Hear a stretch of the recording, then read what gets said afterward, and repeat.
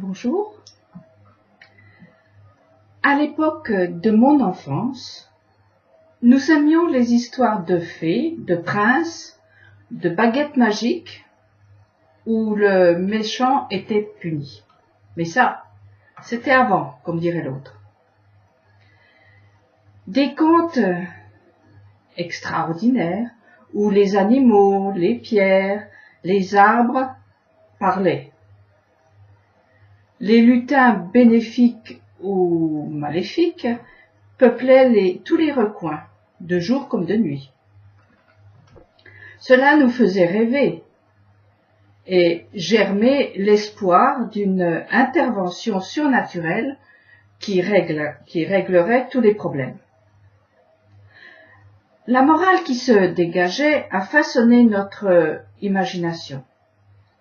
Cette morale, nous la retrouvions en miroir dans les livres religieux. L'homme est ainsi fait. Il vit du pain de la terre et de celui dit du ciel. L'extraordinaire, le miraculeux lui sont nécessaires. Cela le construit et lui permet d'être créatif. Raconter des histoires à votre animal préféré, cela ne lui fera ni chaud ni froid, parce qu'il n'a pas cette partie divine en lui qui le fait vibrer lorsqu'on approche du monde surnaturel. Avec le temps, les belles histoires se sont brisées contre la réalité et nous savons qu'elles font partie du passé. Toutefois, l'idée qu'elle véhiculait ne nous a pas quittés.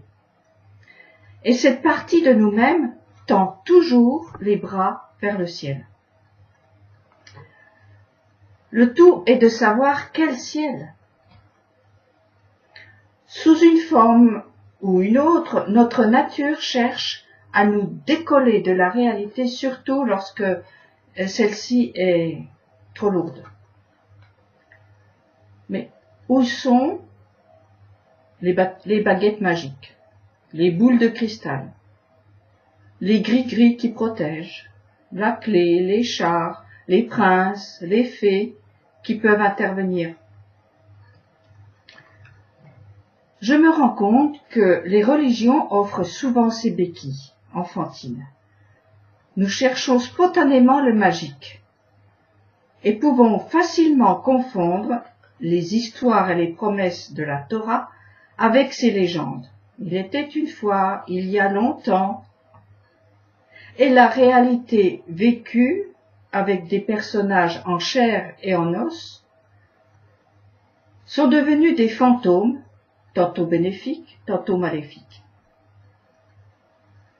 Notre naturel est de rechercher dans la religion l'extraordinaire de notre enfance, et ainsi les déceptions se succèdent. Car ce sont des histoires pour les enfants, des béquilles qui ne permettent pas de grandir. Alors on essaye des trucs de plus en plus dangereux, bien que beaux et bons à manger. Des trucs qui font décoller et renvoient la réalité au loin pour toucher le surnaturel dont nous avons besoin. Mes amis, une seule alternative, je dirais propre. Une seule alternative ouvre, guérit, réconforte. C'est un mot illisible, imprononçable, de 4 consonnes, 4 lettres qui contiennent toutes les puissances nécessaires pour traverser ce monde chaotique.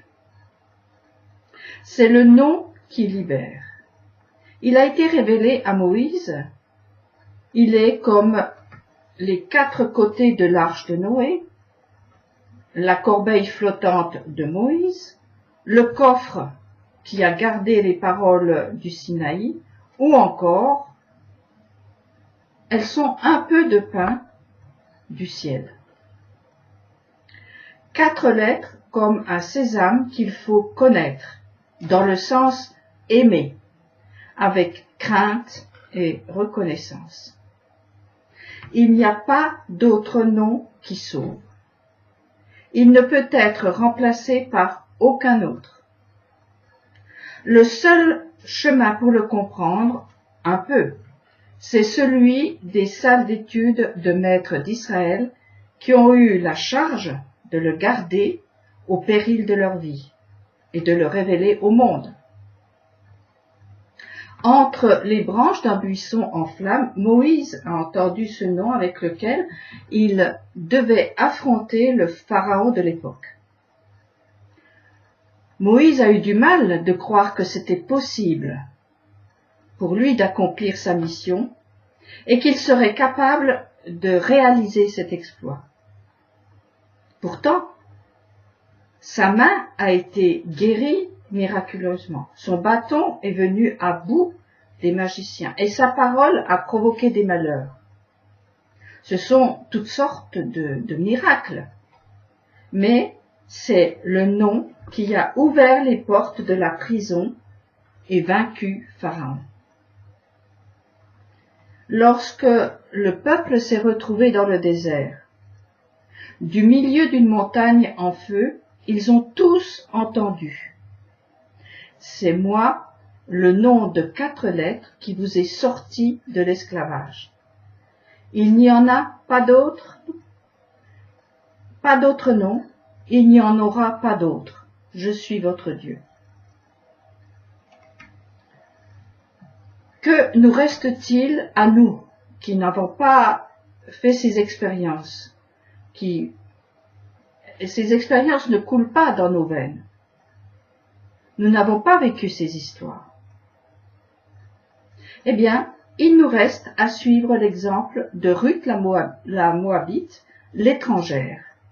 Elle a dit, « Ton Dieu sera mon Dieu, où tu iras, j'irai. » Et comme elle, nous pouvons faire et nous devons faire tout ce que nous dirons ceux qui ont l'expérience, le vécu des promesses divines. Ruth n'a pas cherché de compromis, elle a choisi. Même si, en principe, de par ses origines, elle ne pouvait pas s'attacher à ce Dieu. Mais elle s'est attachée au pas de sa belle-mère et elle n'a pas lâché. Le prophète Zacharie nous dit ce qu'il a vu et entendu pour notre époque. Et ainsi, de nombreux peuples et de puissantes nations viendront rechercher l'Éternel Sébaoth à Jérusalem et rendre hommage à l'Éternel. Ainsi parle l'Éternel Sébaoth. En ces jours-là, 10 hommes de toute langue et de toute nation saisiront le pan de l'habit d'un seul individu juif en disant « Nous voulons aller avec vous, car nous avons entendu dire que Dieu est avec vous. » Exactement ce qu'a fait Ruth.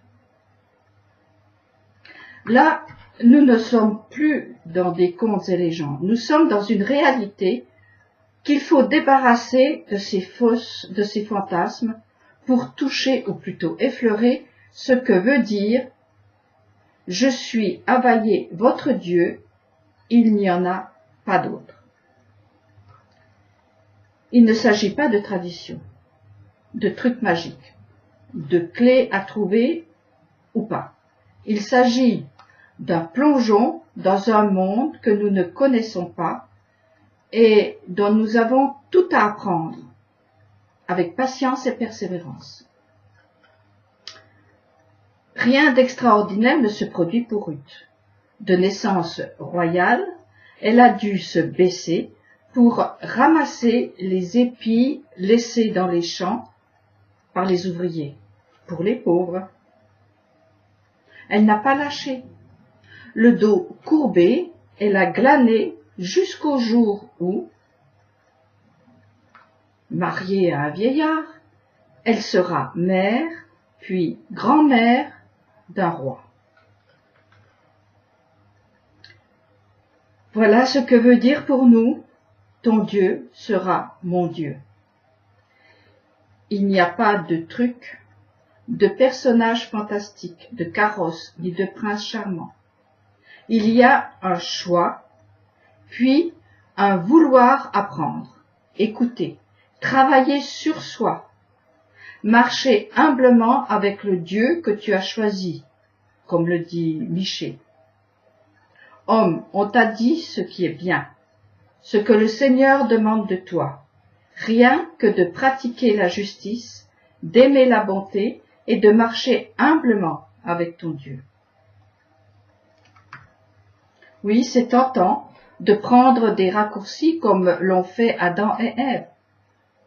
Se nourrir de ce qui est beau, bon, de se laisser embobiner par des connaissances que nous sommes incapables de gérer et qui nous entraînent au bord de précipices bourbeux. Oui, le merveilleux, le sensationnel, le scintillant, le mystérieux est tentant, alors que la lumière créatrice est au creux de la matière la plus basse. La terre avec ses pierres tellement dures. Cette terre, c'est aussi vous et moi. La lumière y est cachée au plus profond de soi, derrière des portes qu'il faut ouvrir, dans des montagnes d'inutilité et de mensonges qu'il faut charrier sans pitié. C'est tentant de vivre dans les nuages et de rester dans les rêves d'enfants. Et c'est tout aussi tentant de s'enfoncer dans la terre, c'est-à-dire de se griser de matière pour ne penser à rien. Suroccupé à faire, il n'y a plus d'espace ni de temps pour réfléchir. Assommé par toutes les préoccupations matérielles, il n'y a plus de temps de silence, de mise au point. Et je ne parle pas que du rythme métro-boulot-dodo, je pense aussi aux rituels, qu'ils soient religieux ou pas, qui ressemblent plus à ce que l'on appelle des tocs, qui se chargent de notre emploi du temps, comme par exemple se laver les mains des centaines de fois par jour en les frottant un certain nombre de fois, toujours dans le même sens établi, sinon il faut tout recommencer. De tic en toc, tic-toc, tic-toc, tic-toc, le temps passe, vide de sens, car rempli de gestes obligatoires, au risque de s'effondrer. Ce sont des béquilles fabriquées par soi-même, des béquilles de famille, ou, c'est le cas le plus courant, des béquilles proposées par les religions, coupées de la racine vivante qu'est le nom, à 4 lettres, qui ne peut que se voir et dont on ne peut pas parler. Ces étés mis en place tiennent l'édifice dans un équilibre artificiel. Je vous laisse avec les sages paroles de Michée. Homme, on t'a dit ce qui est bien, ce que le Seigneur demande de toi, rien que de pratiquer la justice, d'aimer la bonté et de marcher humblement avec ton Dieu. À la semaine prochaine, si vous le voulez bien.